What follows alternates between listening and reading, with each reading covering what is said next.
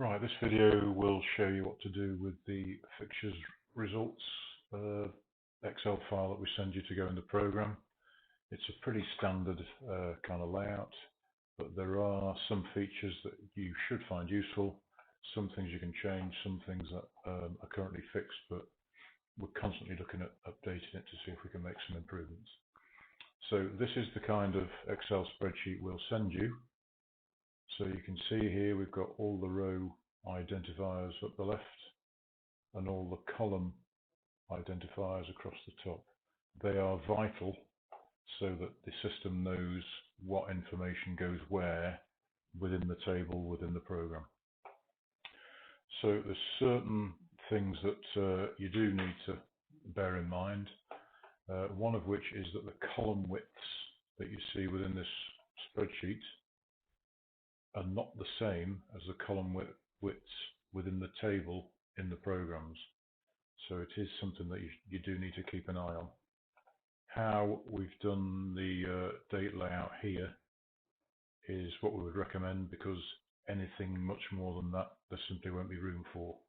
So I would advise you to put the fixture dates in that format. You don't need to put the month on there, because the month will be in this row. Now, even though the word July is way over here out the way, we only put it way over here out the way within this Excel spreadsheet because it's something that you're not going to have to change too often. When it actually comes to being printed in the program, the word July will be back over here at the head of each month's fixtures. So you don't need to worry about putting Saturday the 7th of July, for instance, in here. It doesn't make any difference. You don't need to do it. And if you put too much in there, there simply isn't room for it. Now, these first few headers are actually editable. So should you wish to change the date, opponents, venue, competition, and gate, you can do. I'm sure most people won't want to change date, opponent. You might want to change venue. Competition, I would suggest you want to keep. Gate is something that you might wish to change. What a few clubs that we deal with have put in there is result.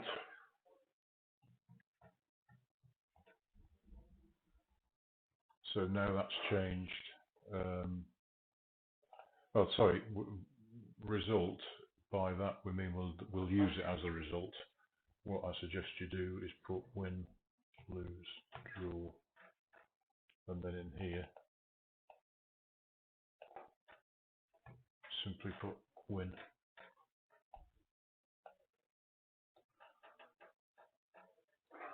Or lose or draw. It's entirely up to you, but that column can be changed. Some people want to have the gate in there, some don't. Again, the score, so if you change this column to win, lose, draw, you don't need to put W in there. Again, it's trial and error to start with, so when you produce one of these with all the players in, I suggest you make a proof online, which you can do when you've done your program. If you click on the Adobe logo that's at the top of the page, it will download a proof to your desktop, and you can just check these things. You need to check whether there's enough room for everything that you've got in here. So obviously you're going to get some names, some double barrel names, some long names that just simply won't fit. I'm afraid there's nothing we can do about that unless we start losing some of these columns over here. The width of the page in the program simply doesn't allow us to make these columns any wider. If you really wanted us to, we could lose some over here, but you'd have to request it. Most people don't. They just have to live with the fact that if you've got Smith Robertson, you might have to have S Rob or something like that. But it can't be solved, that one. So that's certainly some of the functionality that is within this spreadsheet. As I say, there's a few things to remember. Now, this is the kind of thing that we will send you. Obviously, it isn't comprehensive when we send it over. You need to complete it. What it's just indicating is what you can and sort of can't put in there. So if we take the first, let's take the first row, that is the month, so you can change July to August if the season doesn't start till August, or change it to September if it doesn't start till September. Whatever you want to do. You cannot, at the moment, change how many columns there are. That is fixed within the table that prints in the program. So if you were thinking, right, I'll widen these out and delete these columns, it will cause, well, mayhem is, there's no other word for it, bar mayhem. Please don't do it, because you will be on the phone saying this thing is not working. It's purely because the whole system is looking for these identifiers, and if it doesn't see them, it basically gets lost, and you probably will end up with nothing appearing on that page whatsoever. What you can do, however, so there we are, we can change that to whatever month you like, but leave that month identifier in there. Then that's the first fixture in that month. Clearly, you're going to have another fixture in the first month of the season, unless it happens to be the first fixtures at the end of August, and then the next fixture is the start of September. But for the purposes here, what I will do is insert a new row. Now you have to type in there row, so that again the system knows what's going on. And then you just carry on with here. So if it's, again, I'm just going to make these days up because I honestly don't know what they are. Let's put Tuesday the 10th against Thursday. And we're playing away in the league.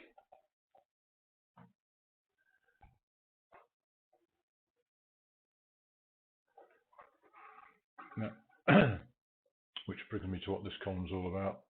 Obviously that's the competition, but we can't, we haven't made that column very wide within the table to make these as wide as we can. So within that column, you need a key. So this is the cup key. Again, don't worry where that row header is, or indeed where that is. It is geared to appear at the bottom of the table when it actually creates it. So what you need to do in here is decide what your keys are. So for this example, I've got FAC equals FA Cup. FAV is FA Vase. If you want to put, let's come in here. L equals league. We go LC equals league cup. So that will appear at the bottom. We've done it like this so that it moves up and down with the fixture, so it will sit below the fixtures. So there's a competition key. Again, that's you can call those what you like, as long as you complete the key so that people know what they're reading. Clearly, on any a fixture that hasn't happened yet, you can't fill in most of the columns, so that's something you do on a week-by-week basis. Again, in here, if you want to put the gate, fine, put the score in. If you want to change that from home away, and you could easily change, so you might put in here Fleet Town, and then in brackets home, so that people know it's home, which enables you to change. Sorry, I'm talking nonsense there. You always leave that venue there. You might want to change that one to win, lose, draw. Then you can get rid of the win, win, win, win, lose here. And again, entirely up to yourselves. But that is how you add columns. Sorry, how you add rows. So I'll put another one in here. So again, insert a row here, row, and then we go again. Let's call set 14th against Stoke at home. And once you've done it, you just at the start of the season you just complete all these. So complete each month.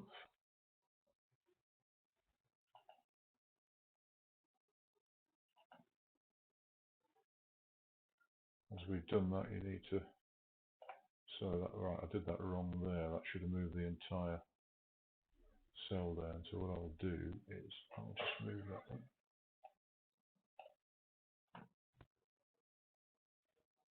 Let's make sure we get it in the right place. Tell you what I'll do to make it easier is put row in there. No, I don't want to put August in there. Month in there. So it's always quite useful when I do actually make mistakes because it shows you how you rectify that mistake. So if I change that to August, I've now rectified that error. So I've now got August back in the month. I've got row, row, row. So row is your fixtures, month is bizarrely your month. So as long as you keep those in the right row, so again that's now wrong. That's easy enough. I just change that back to row. And that's how you do it. So just keep an eye on that. That's the easiest way of doing it. If you highlight the row that's got month as the identifier, and make sure it's got a month at the end of it. Again, I'll probably put that in capitals as all the rest are. That's how it will print out. So let's put that in. August. And that's it. So at the start of the season, yes, it's a bit of work for you, but there's no other way around it. You need to complete this entire fixture list, or as complete as you can make it. Now, the reason that we can insert rows is that once you've put all the league games in, which you probably know about, you might know about one, say 2 cup games. If you have a good cup run, and say in September, you need to add a cup game that you weren't thinking about, or you didn't know about. I'm just going to put literally any date in here.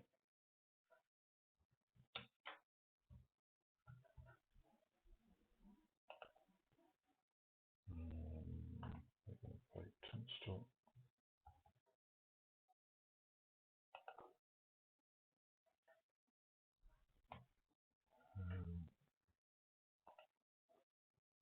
FAC.